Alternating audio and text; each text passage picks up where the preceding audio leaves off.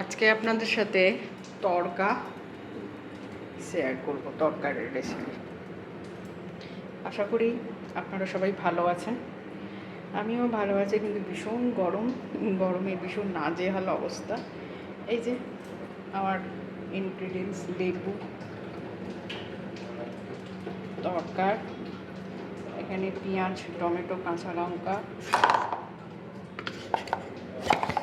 তড়কা মশলা, আর এখানে একটু আদা রসুন পেস্ট করা। বাস এইটুকু নিতে হয়ে যাবে। আগে ডিমটা ভেজে কড়াতে পেঁয়াজ, টমেটো আর কাঁচা লঙ্কা দিয়ে দিচ্ছি, একটু ভেজে নেব।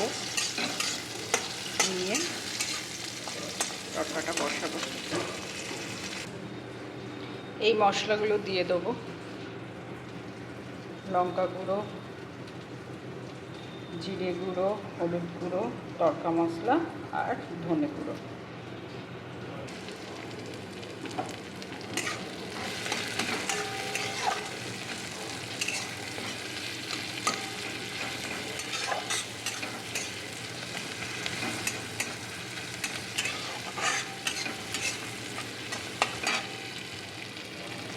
আদা আর রসুন বাটা একটু ক্রাশ করা একটু দিয়ে দিচ্ছি।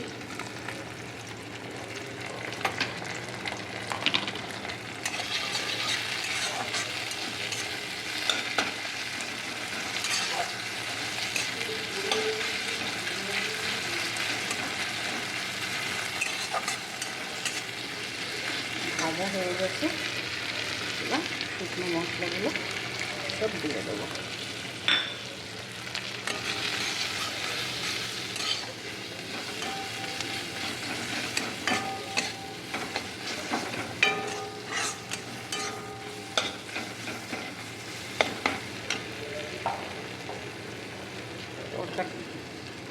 এটা দিয়ে দেবো।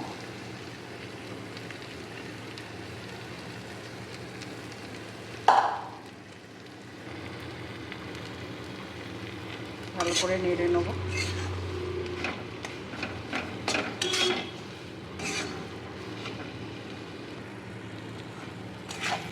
এই দেখুন, ডিমটা এরকমভাবেই দিই, আলাদা করে ঝুড়ো ঝুড়ো করে দিই না, উপরে ভাত থাকে। এটার মধ্যে কী হয়, একদম সমস্তটাতে চলে যায়।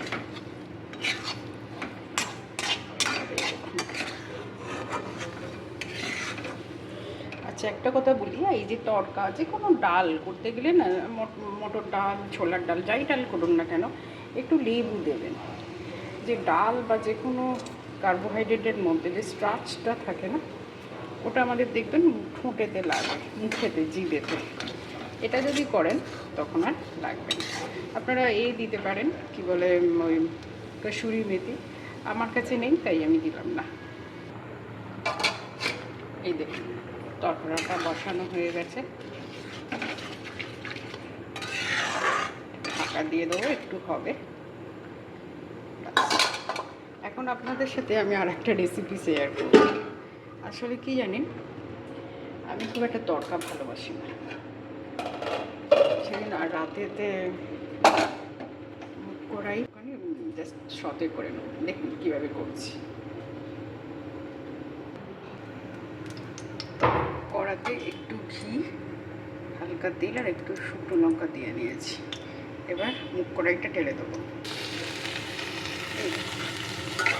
কিচ্ছু নেই, জলটা আছে দিয়ে দেবে। একটু নুন আর মিষ্টি দিয়ে নামিয়ে নেব। নুন মিষ্টি দিয়ে দিয়েছি, দিয়ে একটু নেড়ে নেবো। জলটাও ঠিক হয়ে গেছে। আপনারা কোনো উপোসের দিন কেটে নিতে ভাতটা খেতে নেই, আমরা বাঙালি তো অনেক রকম খেতে পারেন। পেটে ভরবে এবং খুব চটজলদি হয়ে যাবে। হয়ে গেল, বন্ধ করে দেবেন।